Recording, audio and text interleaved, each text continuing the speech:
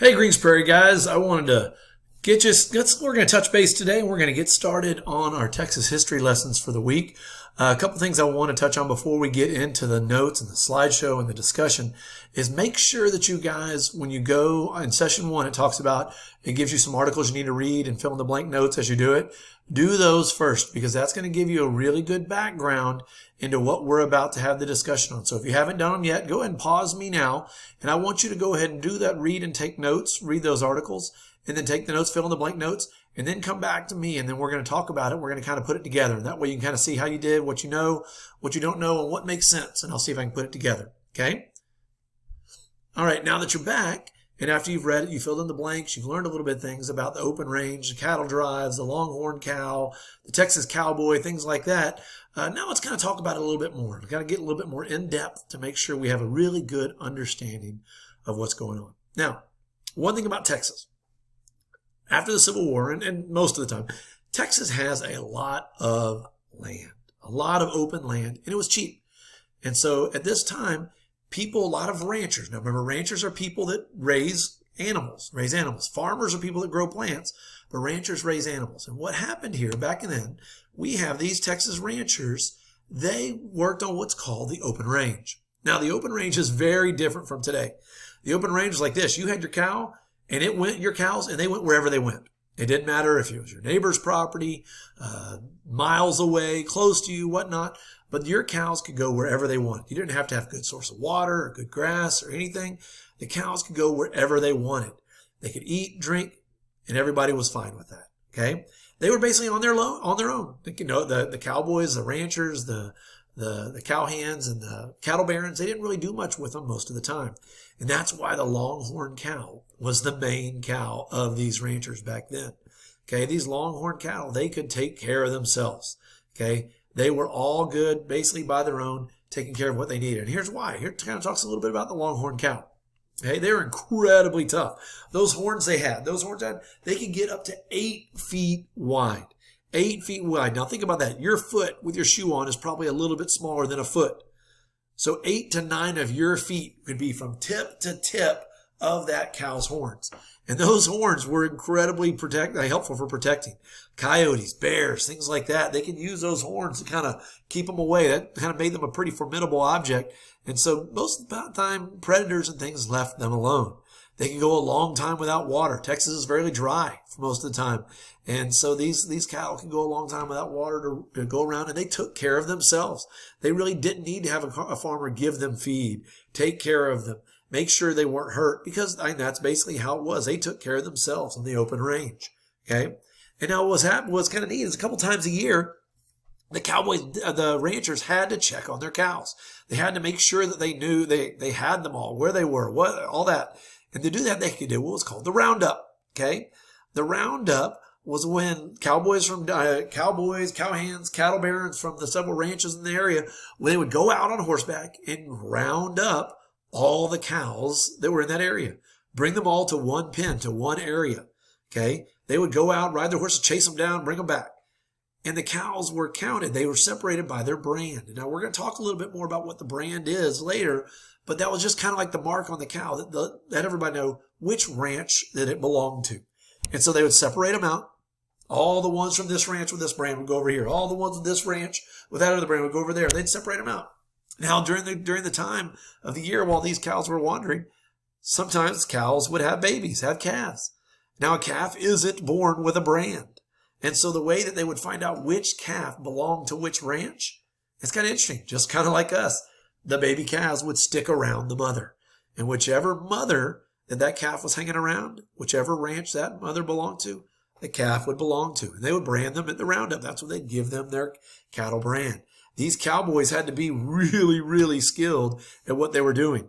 They were riding around on horseback. They had one of their most important tool was the lasso. Their rope. Okay. They could use that to help round up and bring the cows in. And what's interesting about this, these cowboys, they were pretty competitive. They wanted to know to be the best one at rounding up the hardest to get cattle. And the competitions that they would have with each other actually was the precursor or the beginnings of the rodeo, today's rodeo, the bull riding, the roping, calf roping, things like that. All these were skills, like the headers and heelers and roping and things like that. Those were skills that these cowboys had to have to round up the cattle. And so this actually started the sport of the rodeo. Okay. So that was kind of cool with that. All right. And so now as they're going, I remember I told you a little bit earlier about their brand. And what's interesting about this is these brands, you think about it. You had a cow. It went wherever it wanted to, but you had to know whose cow was whose. And you couldn't just like take a marker and write on the side of it. You couldn't get a permanent marker and write Mr. Parr's farm or ranch. No, you couldn't do it. And so what they actually had to do was they shaped some things out of iron. They would heat them out of iron, just like this is an example of an old brand. And they would shape that and they would put it in a fire to heat it up. And then they would take that and they would press it to the skin, to the hide of the cow. Now you might say, oh my gosh, isn't that so mean and cruel and hurtful?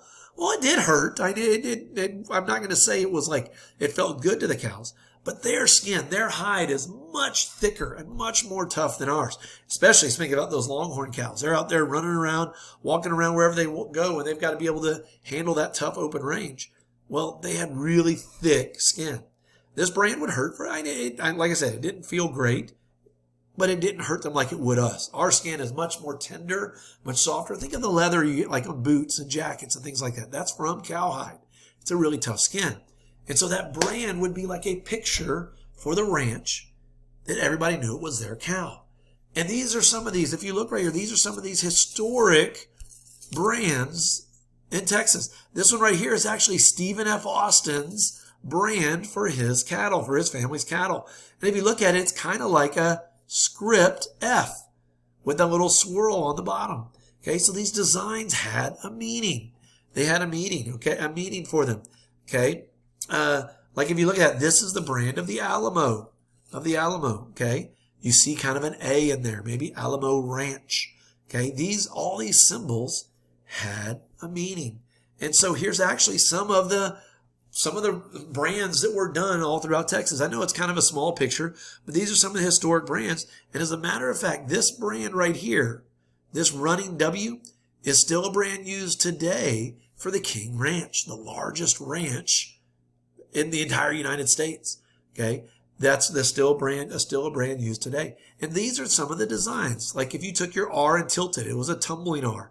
Backwards, reverse. Oops, sorry, didn't mean to go forward. Crazy reverse. Rocking, if they had the little, like a rocking chair underneath it, or swinging, or flying with wings. These were all designs that they had to do it, to show that was their brand. And some interesting thing about these, when I go back to these brands are pretty unique. They're not crazy detailed, but they're unique enough that you could see it, you know who it belongs to. And a big thing about that brand, it had to be something that nobody could just kind of steal your cattle and rebrand it to cover up your design.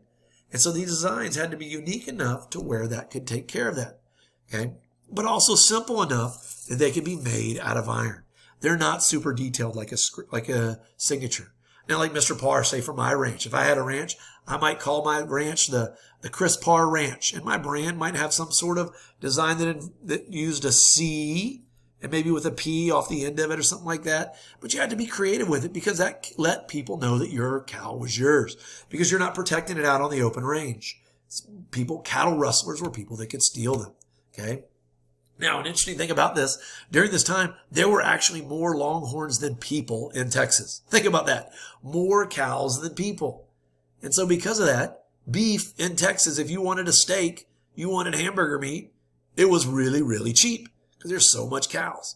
Well, think about it. If you're a rancher, you don't want to sell your cows here in Texas where it's super cheap. You want to sell your cows where it's expensive. And it was expensive in the eastern and northern United States where they didn't have these ranches. Chicago, New York, things like that, Baltimore, Philadelphia, Washington, D.C.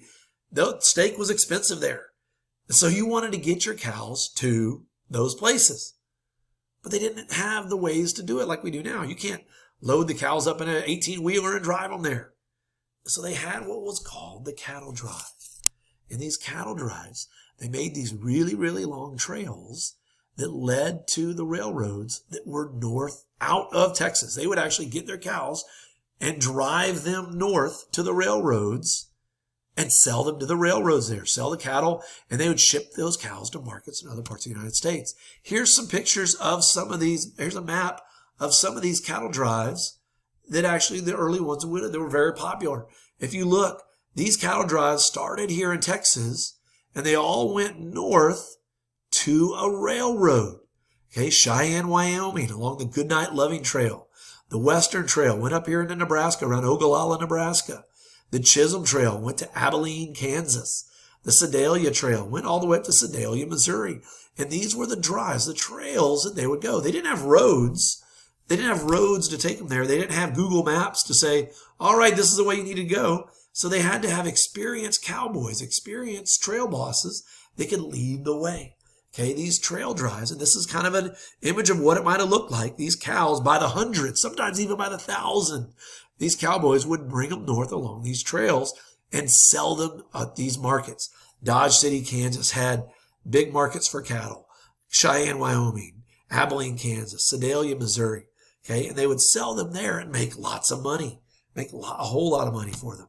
Okay, on the trail, there were different jobs to have. Trail boss was obviously the head guy, the person that was leading them. The point, swing, and flank, these guys on the sides kept the cows together. And the drag, that wasn't the fun place to be because you're in the back where it's super dusty and dirty, but you had to keep the cows from straggling behind. My favorite, chuck wagon. That was the one that would ride ahead each day to cook dinner for everybody as they got there. They didn't stop and have lunch along the way. They might bring some jerky or things like that. But then the Remuda, the Wrangler, was the one that was responsible for all the extra horses for these riders. Okay, so they all had a job on the cattle drive.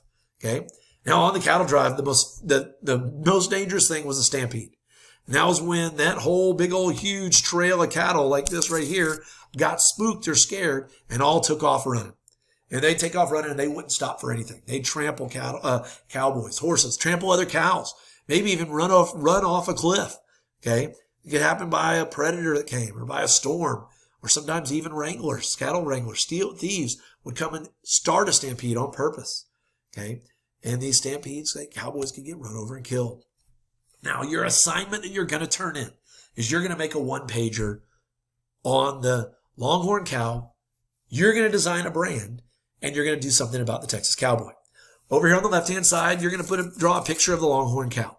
Okay, and then down here, you're going to tell me why the Longhorn cow was incredibly used, like so prolific across Texas. Why did Texas ranchers like the Longhorn cow? What about it made them have it?